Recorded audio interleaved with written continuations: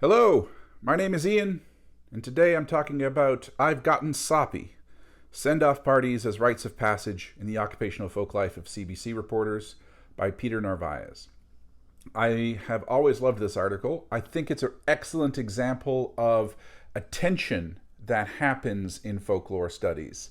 This was originally submitted and part of a special issue of American Behavioral Scientist that was about organizational folklore, which is different from occupational folklore. It's different in terms of kind of its, in a way they're complementary to each other, and in another way they are kind of antithetical to each other. Occupational folklore, and occupational folk life, more accurately, is what Robert McCarroll talked about in terms of the folklore of workers, where there is a skill set that is present within a group, and they have a canon of what he calls the canon of work technique, the kind of skills that are required in order to do the job effectively. And these skills are not anything that can necessarily be written down in some kind of regimented order.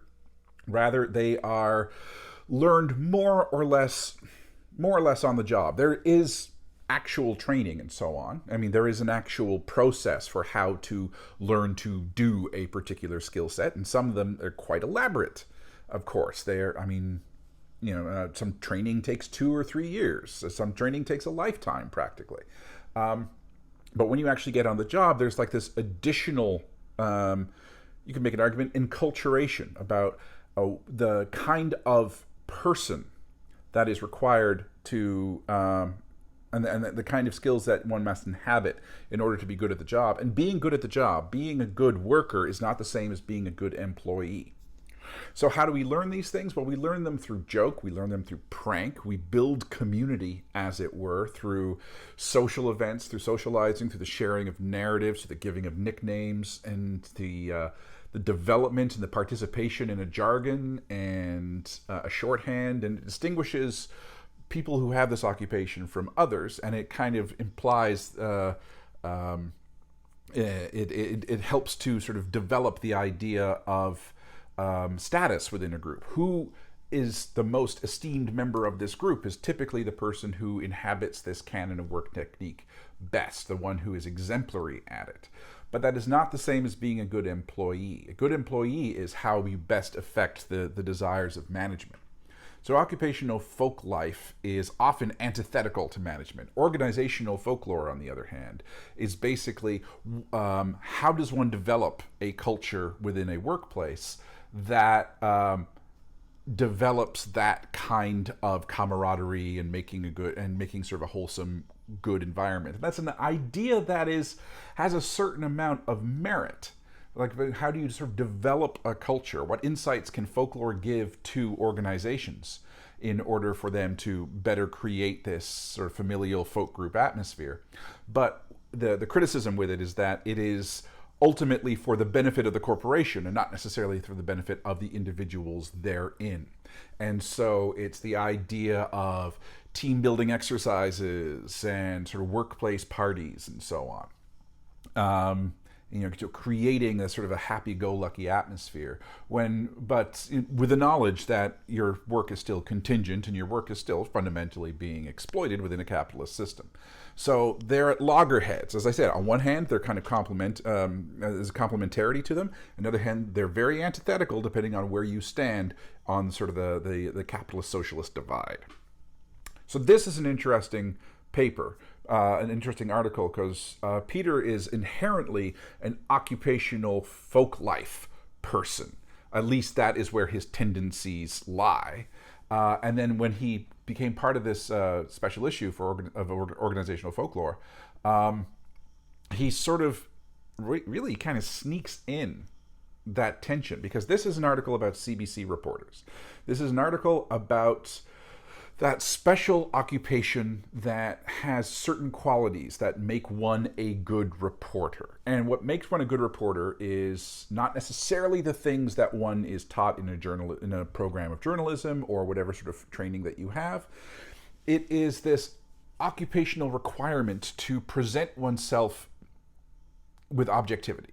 I mean, the idea of news is, in theory, the idea of journalism, the idea of sort of the ethics in journalism is that research is being done and facts are being laid before the public, that the public has a right to know these facts.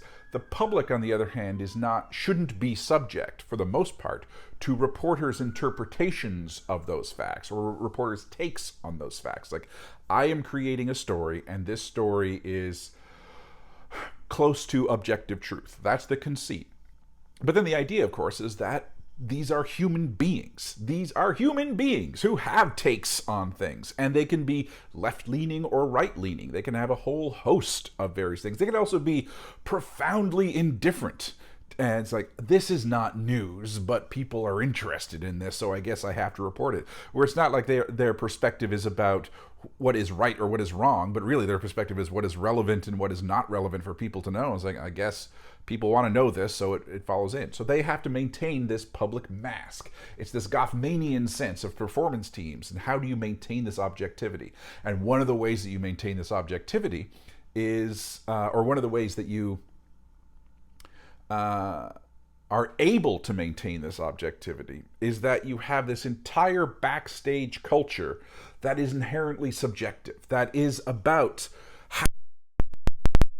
having a stance on news and so on. So the culture of the workplace has a lot of jokes, has a lot of pranks, has a lot of jokes about various reporters and how good or not they do their jobs. And often they're teasing a reporter who does the job quite well, but they will make fun of them because that's part of the nature of folk groups, is that one of the ways that we reaffirm affinity and reaffirm friendship and amity with people is we mock them. We go through these tiny little rites of passage where we momentarily we sort of shake them up and undermine their status, and then sort of a quick reincorporation. The idea of like a tease is basically a tiny little rite of passage.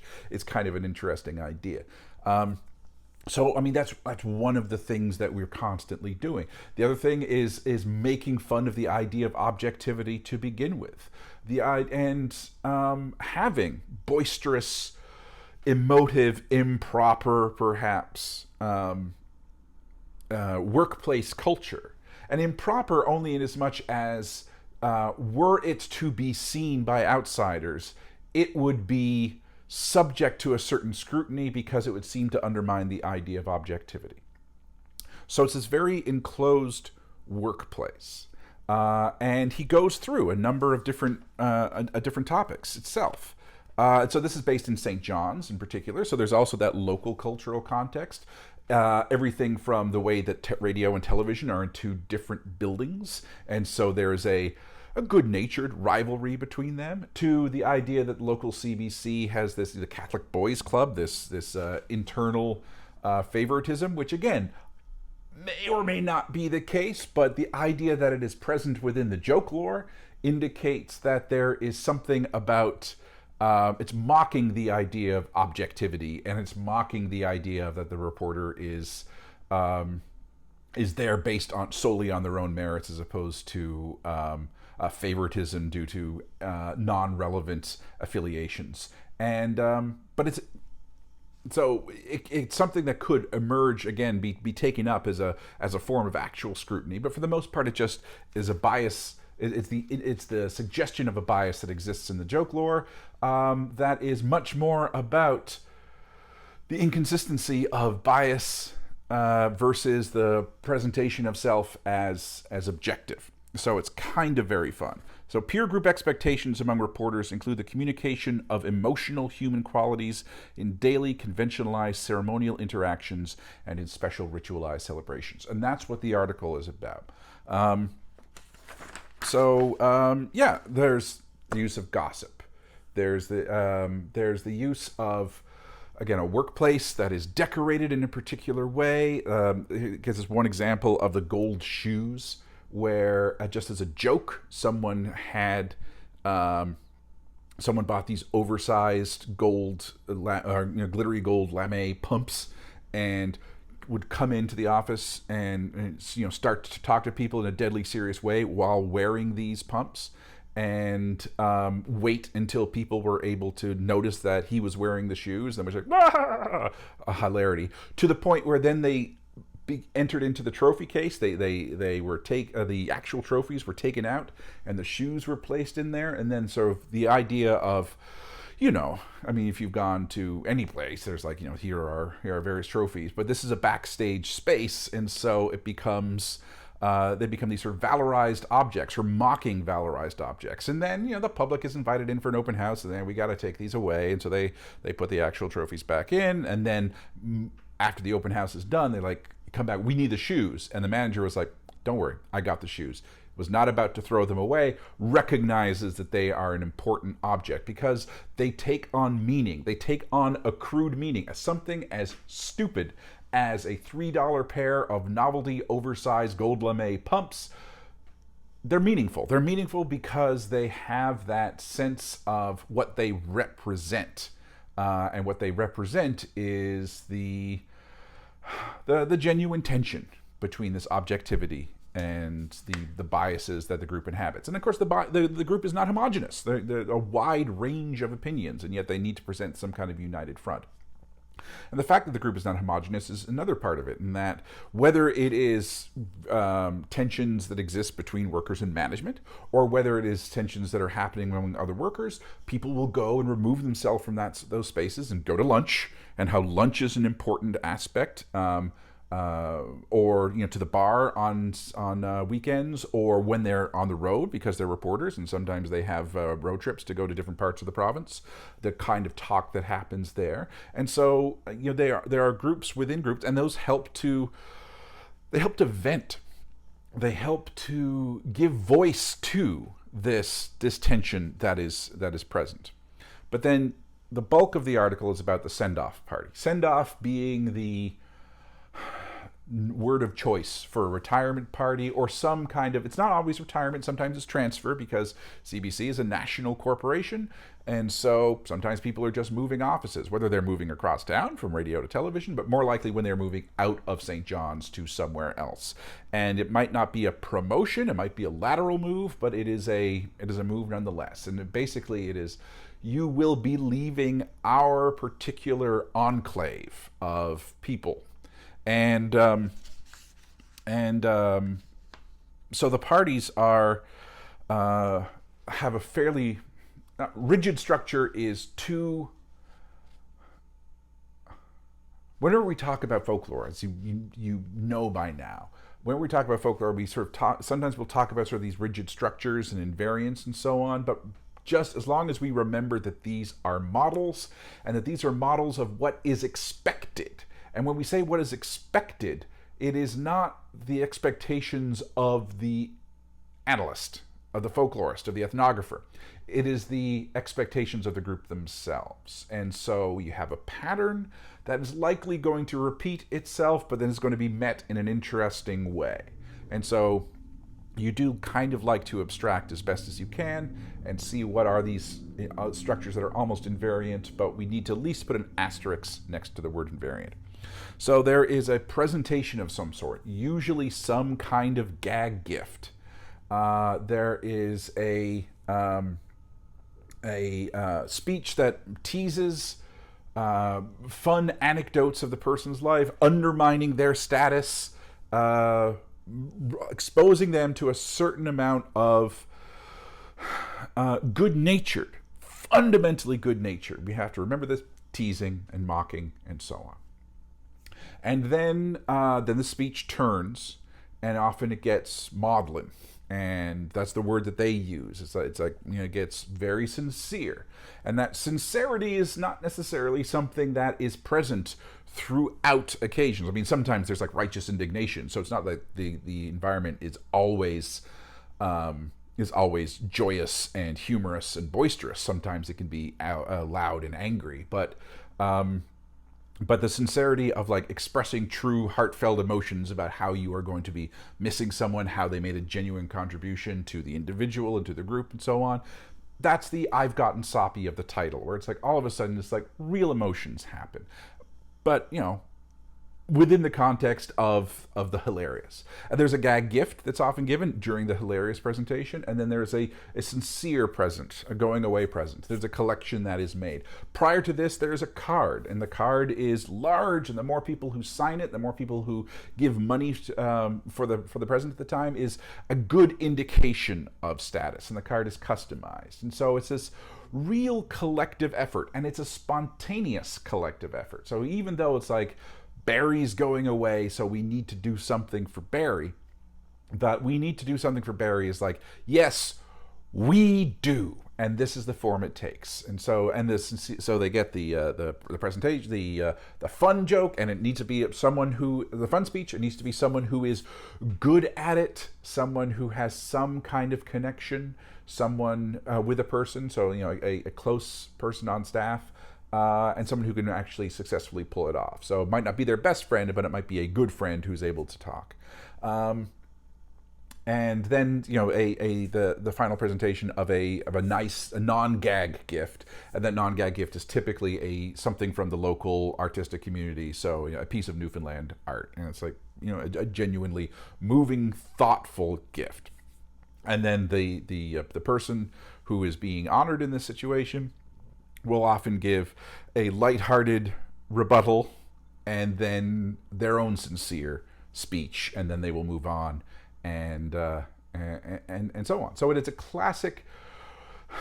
He does have this great playing around with some of the Van Genepian ideas. So clearly it's a rite of passage, including sort of the inversion of social norms, the liminality, the party atmosphere, the gag gift. The gag gift can be sexual. The gag gift can be obscene to some extent, and then like those, we drop the mask of regular interactions and have very sincere interactions, because we don't typically tell each other how much we love each other on a day-to-day basis. We say that for special occasions, at least in the workplace, and then we move on. So it is a separation of the individual, right? A separation. This person is departing, so the group feels it that way. The individual, it's a transition. It is this moving away from this group, and the eventual idea of moving towards some other group. So it's like, you're no longer going to be a CBC Newfoundland reporter, so you are going, but you are part of the CBC family and so on. So this might not be adieu forever. And so someone departs, and it is left to its own devices. Other things to bear in mind: again, it's spontaneous. It is funded by the co-workers themselves. It's typically well attended. Everyone there, as they attend, whether they are freshly hired like interns, or whether they are senior management who may be in attendance, everyone at that moment is in this sort of moment of communitas. That is a very egalitarian affair. Everyone is engaged in this focus on the individual. It is just this collective, non-hierarchical us, as we say farewell to you. And you cease to be one of us, but are still a venerated former member. Because it's going to be wild, because it's going to be bacchanal, this is, they typically do it in a private house, because you don't want especially the TV reporters, you don't want that to be seen by other people, by the general public, because it's that performance team of, this is us, these are reporters, and we are not part of the public, or at the very least we are distinguishing ourselves from the public, because when we are in public, we need to present ourselves one way, and we cannot present ourselves. We cannot drop face. We cannot be liminal in public spheres. But what happens when it's not a particularly well-liked person? When this person is being transferred, or when this person is being moved up the corporate ladder, and the group is like, Barry's going, and it's like, I don't care. Good riddance. Barry is not a good worker in the same sense that other people might be. He might be a good employee. And he's being recognized by the organization through some kind of move, but he's not going to be missed. And when you're not going to be missed, when the group does not need to figure out a way of how they are going to survive without you, you can just go. And so now you have the corporate party. This is the organizational folklore, occupational folk life battle that comes out. And that it's like, well, we have to have a party for Barry. Management says we have to have a party for Barry. And so like they book a room at the, like, you know, their hotel, or they rent out like the back room of a restaurant or so on, and they put posters up and say, hey, come to the thing between 5 and 7 at this place, you know, drinks provided.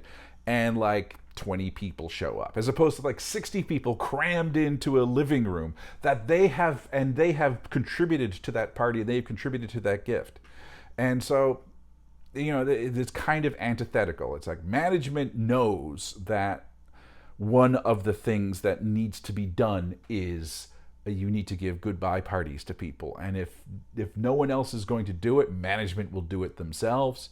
But if no one else is going to do it, it's a good indication that you were not actually venerated, statused within that group. Status is not necessarily about, you know, how senior you are. It is about, because, you know, juniors can also be praised and venerated and loved and respected, even if they haven't necessarily achieved like elder status. It's just that they are understood as being, as having the potential, as being trustworthy, as being good at what they do.